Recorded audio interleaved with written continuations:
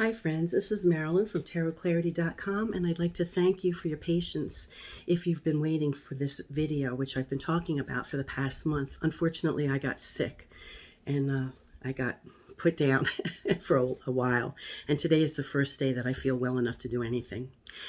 The focus of this video is on the three manifestations of Nightmare Alley, the book, which was written by William Lindsay Gresham, the 1947 film, which starred Tyrone Power, and then the remake of the film from 2021, directed by Del Toro. Now, my interest in the book and the two films is because tarot plays a role in all three. Now, it turns out that the author, Gresham,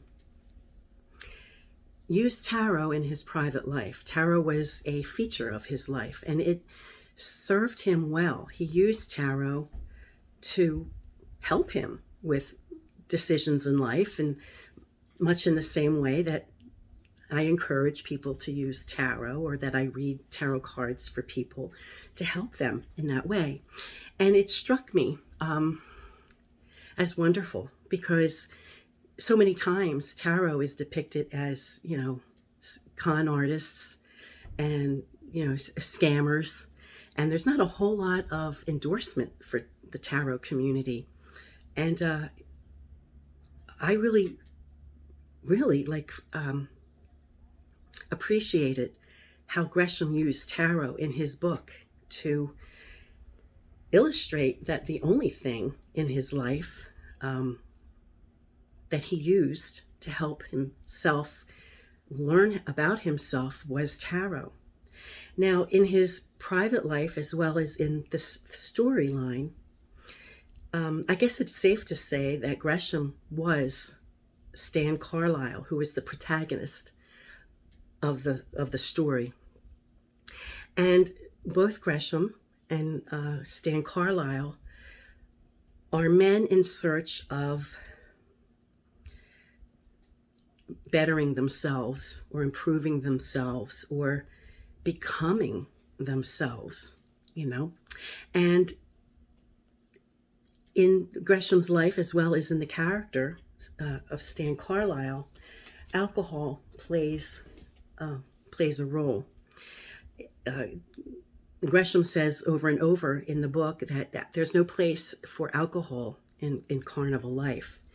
And we see it as a theme that happens to Carlisle as the story progresses, and also as a sad, note that unfortunately the author, Gresham,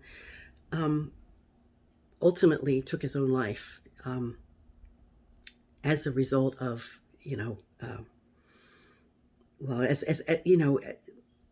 as a result of circumstances in his life which were not helped by his extreme alcohol abuse problem.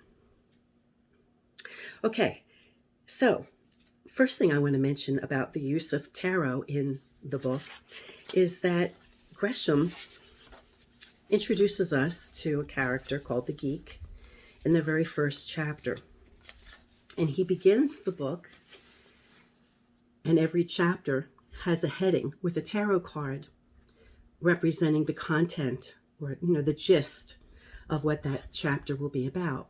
Now, although the Fool card is not the number one card, he does begin it with the Fool, because as I mentioned, he introduces us to the Geek in the very first chapter. So we have the Fool card, and then we're moving along, and we think, we see the Magician heads the next chapter, and then the third chapter, which would reflect the number 2 card, is headed by the High Priestess. So right when we think that each chapter is going to be the next card sequentially in a tarot deck, that's when he fools us. And then the 4th chapter, instead of being the Empress card, he goes to the World card. So this leads me to believe one of two things. Either because knowing that Gresham use tarot. Either Gresham was using the cards to help him plot the storyline, or as he knew the storyline, and he decided which tarot cards should represent which chapter, or which card best, represented the gist of each individual chapter, and he wasn't concerned with doing it in order. Now, the book seems to definitely jibe with the Rider-Waite-Smith tarot deck. Not only are the chapters headed by a tarot card from that deck, but throughout the story, they describe cards, and it seems like they're describing the Rider-Waite-Smith. The only exception is when they discuss the chapter that's headed by the Lover's card.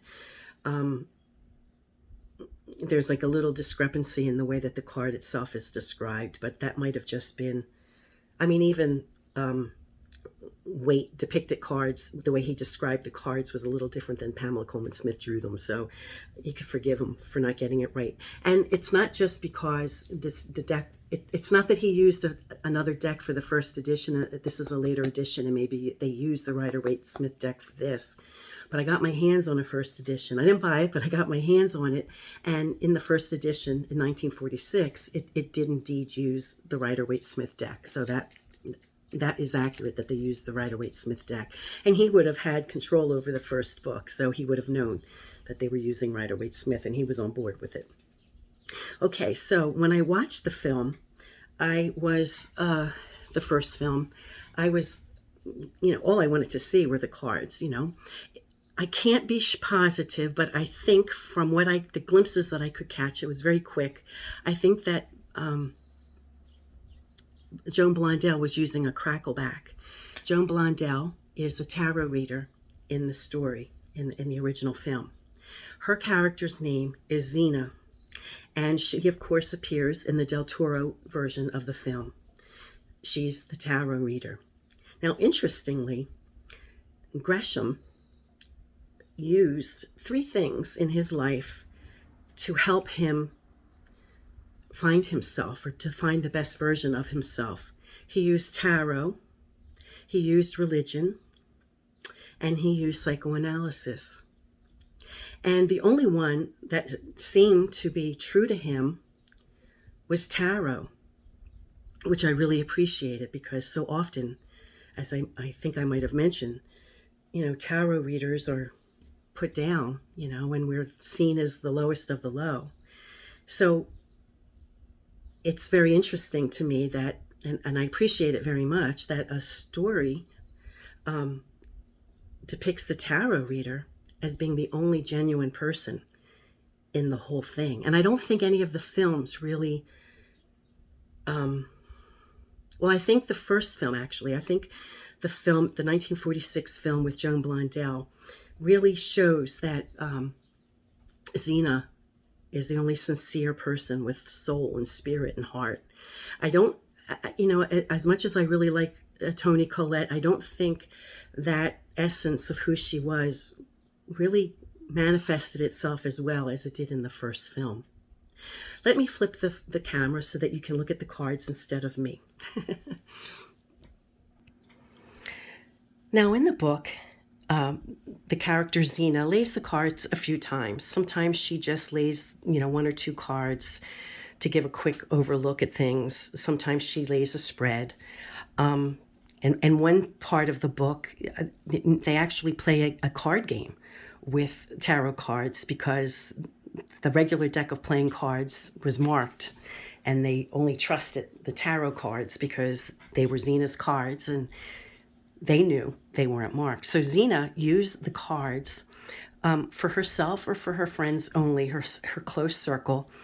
And whether they gave her the answers she wanted or not, she knew she could count on the cards for the truth. Now, why she didn't use the cards in her act, if she felt that they were so true, I don't understand particularly, but then maybe the story wouldn't be what it is. But at any rate, Xena, in the film, the first film, laid the following cards, as the one shot of cards that we actually see in the film. The 10 from the Wheel of Fortune. And the wheel is a really great choice for to appear in this film, because after all, what is carnival life without the Ferris wheel? And Gresham's other novel that he wrote a couple, Monster Midway, also features the Ferris wheel as the cover. So the Wheel of Fortune, really goes well with carnival life. So it makes sense that this card was chosen to appear. It's followed by another 10, a 10 of swords. And I don't know if at this point some of the cards were just, randomly laid by the actress, and they weren't really concerned with, describing what was happening with the cards. Or I don't really know. I don't know how it happened. It seems like the Wheel of Fortune was a really fortuitous card to be the first card, since it was a carnival. And it's interesting that a 10 followed the Wheel of Fortune, because it shows the end of something. And then we have a third 10 by the end of the spread. So it does suggest with 3 10s like a finality, which is what she was kind of getting at. The point where the cards were laid is when Stan, in his pursuit to better himself, tries to convince Xena to give him the act that Xena had created with her husband, Pete. Now, Pete, unfortunately, had become an alcoholic, and Gresham makes it a point, as I mentioned before several times, that alcohol has no place in the carnival. And when Pete and Xena had been at the height of their act, they were, big time. They weren't in the carnival. They were in nightclubs and stuff, But because Pete got a bit of the shut-eye, where he began to believe he had powers, and it freaked him out. So he turned to the bottle. So when he turned to the bottle, Xena and Pete did what they thought was best, and they took their act to the carnival, and they changed their act completely. And so they had a carnival life. The only thing that kept Pete from becoming a geek was Xena's love for him. So Xena protected him in the carnival life and prevented him from becoming a geek. And everybody in the carnival world where they were loved Xena, and because of her respect and love for her husband, they let him be. Now it's followed by these cards, which they don't really get into in the film. And then when Stan had confronted Xena, and he was already sleeping with her, and that's implied in the first film, even though they're not showing the sex scenes as they do in the second film, but they implied in the first film. And when he says, let's do the act, the next card she pulls is the Hangman. And I apologize that this is in German, but when I got this deck, this Crackleback, the only U.S. Game Systems Inc. and AGM were having a pissing contest with whatever, so I couldn't get it in English. I could only get it in German. But at any rate, she pulls this card to see how it will go if she takes the act with Stan. And when she sees that, she says, oh, this is what happened to this is what happened to Pete. And, maybe it won't be so good for you if we do this. And then they discover that a card fell to the floor face down. And when Stan picked it up and revealed that it was the death card face down, she immediately scooped up the cards and said, absolutely not. We cannot move forward with this, because this is a bad end. This is something bad that will happen to Stan to Pete, and something bad that will happen to you too. So I think the fact, even if they didn't really get into describing the cards in the spread, I think the fact that they had 3 10s represented in the spread shows a finality. And then I think these 2 cards with their, association with Pete and his bad end, and then the death card, I think they kind of give us enough to go on to understand that it's a bad thing. Now, in the film remake with Del Toro, I had a hard time seeing what the cards were. But I think for the most part, we had a Justice card. The Wheel of Fortune again showed up. The Star card in reverse was there, and we had the Fool, and we had the Emperor card. So I don't know truly if in either film they were really showing something that was going to happen with the cards, or if they just, laid the cards spontaneously in the film to see what popped up. I know when I contacted Tomas Iho about this tarot deck, I had asked him, because my deck came with 3 pips, and I asked him if everybody who got a deck got, different pips. And he said that the deck he bought off of eBay didn't even have pips, but that he, only created these 3 particular pips for the film. And so, but they were never actually even used in the film. So I don't know if, that kind of makes me feel like when they were, doing the film, they just allowed the cards to spontaneously fall. And maybe they created 3 pip cards to just make it look, authentic, that it wouldn't just be all trump cards that landed. So at any rate, so we have the tarot being used to express to the protagonist, that something not good, will befall you if you take this act on the road. Now, getting to the plot, we have, and these are the cards that came with this Criterion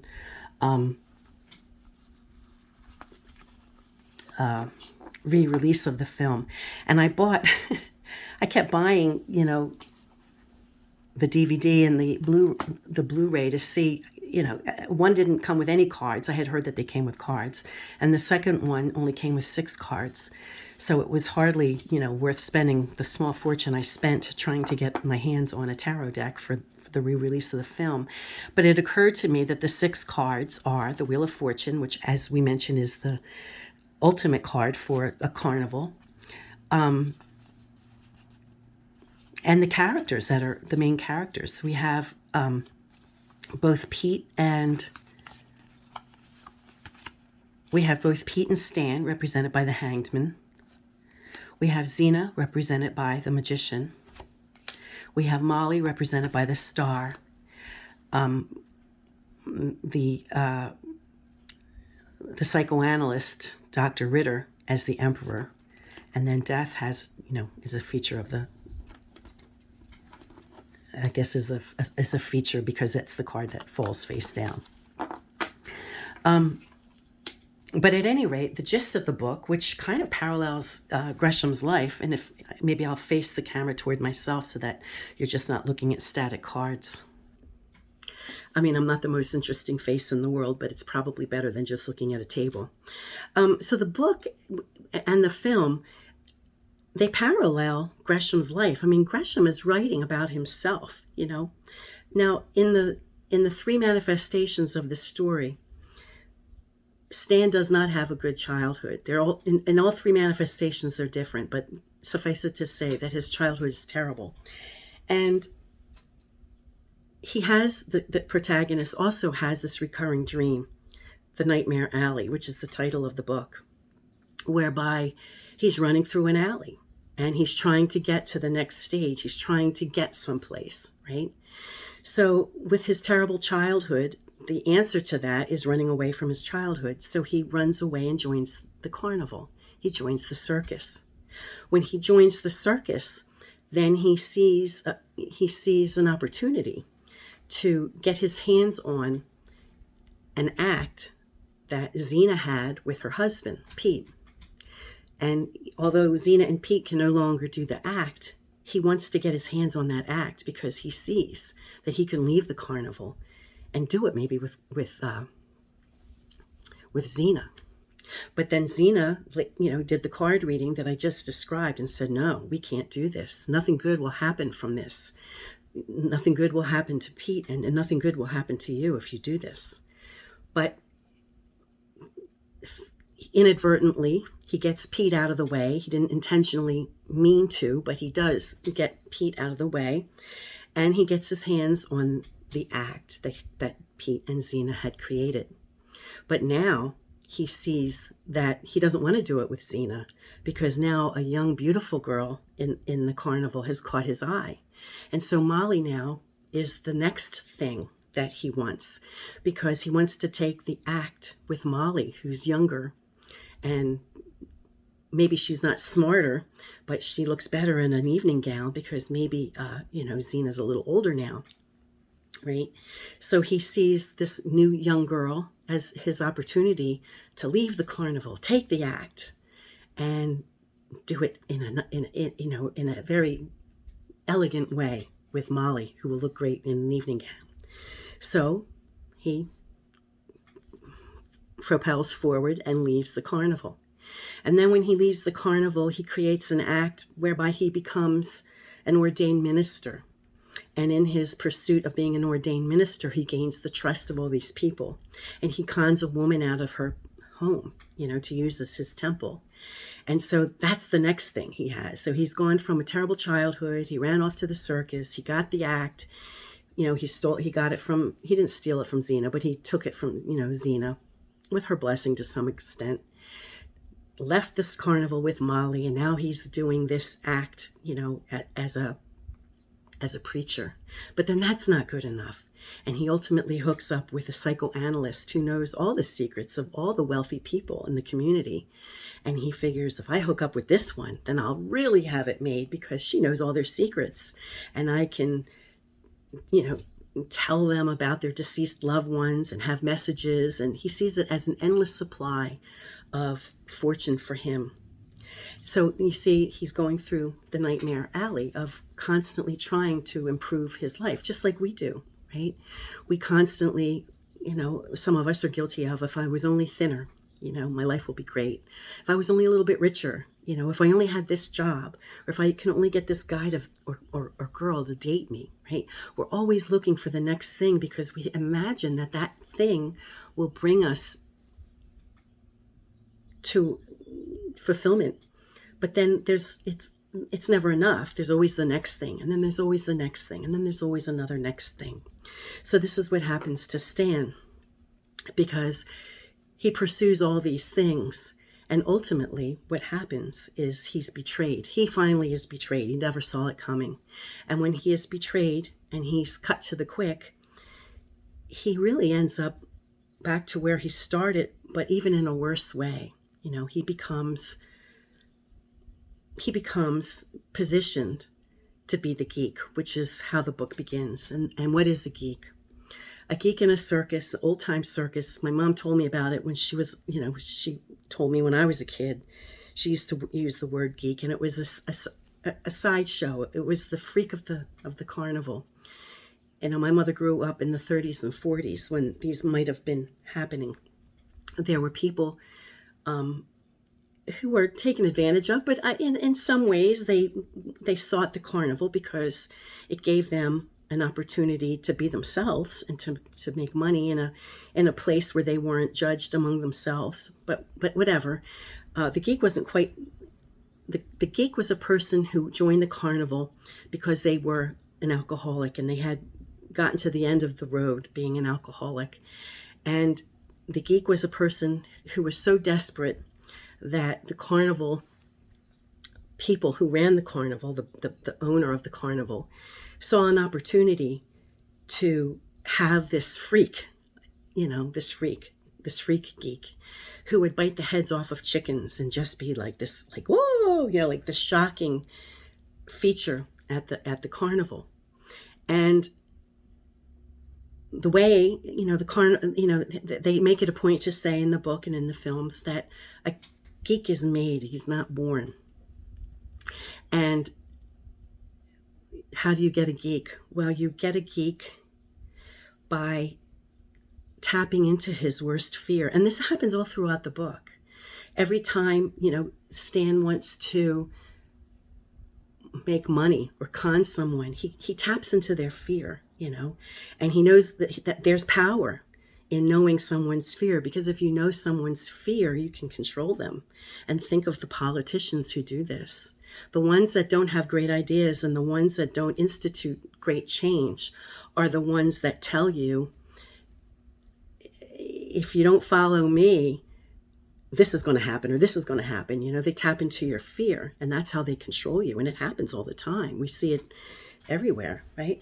Okay, so what they do to the geek is they tell the geek, we will keep you with alcohol. Okay, we'll keep you with alcohol. You never have to worry about a drink. You just show up, you pretend you bite the heads off of chickens, you have a clean bed to sleep in every night, and you get your drinks, you get your fixes. And so the geek agrees to this because he figures I'm an alcoholic and I need my drink. And so that's the way that the geek keeps his drink.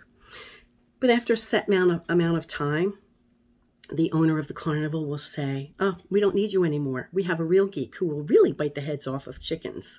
So we don't need you anymore. And then the geek becomes so desperate because he doesn't want to lose his access to alcohol that he agrees to bite the heads off of chickens.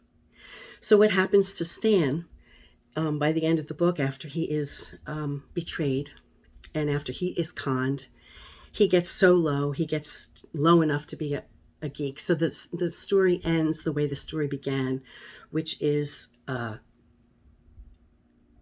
reintroducing us to the geek. And this time it's Stan who's become the geek. And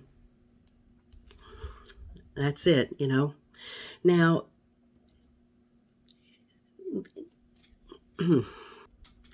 I don't want to forget, mentioning that I hit on it a little bit, but, Stan becomes a preacher and he preaches and he uses his act as a preacher. And then he, hooks up with this psychoanalyst and he, has access to the secrets of people. But then, as I mentioned, he is ultimately betrayed. And that's how the author felt. He kind of felt like, religion failed him and psychoanalysis failed him. And the only thing that was genuine to him was using tarot cards for self-clarity. And I really appreciated that because, as I said before, so many times tarot readers are we're defending ourselves constantly. I can't tell you how many times I get messages from my videos telling me, find God and all that stuff, So it's just, it's awesome to see, how tarot is seen by this author as a genuine means of self-reflection and, the only genuine thing that the author used to help him.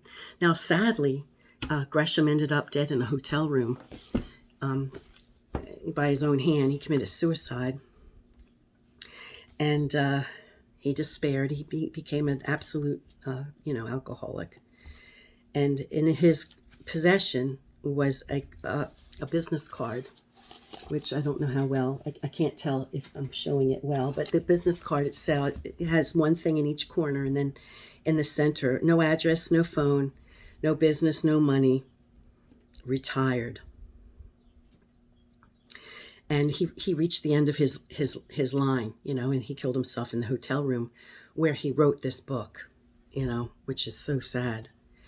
And I want to say, though, if you want to read a book that is written by someone with absolute skill and mastery of the English language, you got to read this book. I mean, Gresham, he must not have written when he was drunk, because it's so articulate and so lucid. And there are just sections that are just, wow, I read it 2 and 3 times because it's just so masterfully written that it's just incredible, And as a few things before I sign off, Tyrone Power, who was, a matinee idol of his day. You know, when this film came out in 47, you know, he was like a swashbuckler, you know, swashbuckling, handsome man, and, you know, the one that the women always got, you know, that kind of thing. And when he read this book, he was like, I have to do this film, you know. And he either bought the rights or he persuaded Zanuck to buy the rights to produce the film, and he wanted to star in it. So Zanuck, you know, agreed, purchased the rights, and this is probably just about the best acting that we see from Tyrone Power. It was like a great role for him. In fact, he was chilling. I could see him in this role being so charismatic and so charming that he could be like a serial killer, you know, like that chilling, you know.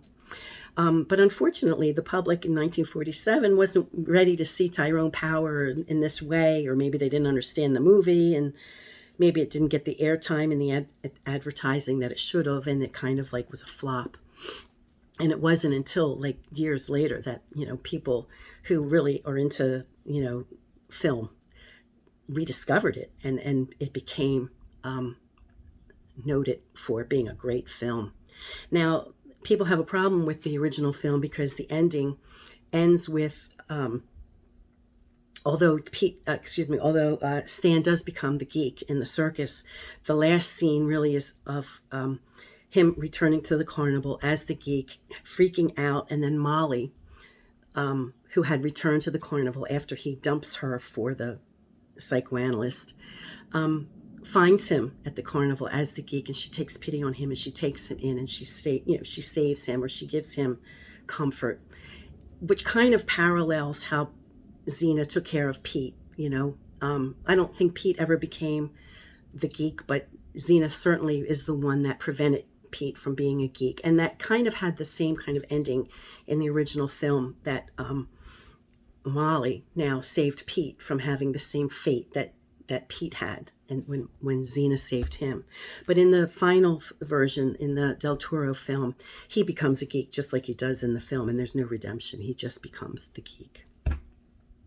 So I hope I have done justice in describing how I've seen other videos talking about this film and Taro, but I don't think they ever really touched on how Taro was the only genuine feature, you know, in the book, in the story, and that Xena in the first film, I think, you know, really is. You can see, I think it comes out in the first film, but I don't think it comes out in the second film. And the book and the first film really do treat Xena with a lot of respect. And I think that wonderful Joan Blondell, just by virtue of who she was and everything she brought to each film she was in, you just can't help but feel her. You know, she was such a wonderful actress. And moving forward, if any of you are interested in tarot decks that have to do with a circus theme, the Del Toro, the Tomasijo deck is nearly impossible to get, and if you can get it, it's like $200. The Criterion deck only has 6 cards, you know, so a lot of good that does you. We all have the Rider-Waite-Smith deck, so, you know, but as far as like circus themed decks, I bought this a number of years ago, and I think this is the first video I ever did on YouTube, was featuring this deck, because I was kind of like smitten by it. It's called Legrand, Circus, and Sideshow Tarot by Joe Lee, and who was a carnival guy. He worked in the carnival, and he created a tarot deck based on his understanding of how tarot relates to the circus. And so if you know, have an interest in getting your hands on a deck that kind of has like carnival life reflected in it, I think this is a great deck. And I like it anyway, you know. Okay, friends, I hope this has been helpful and enjoyable for you. Until next time, peace and stay well.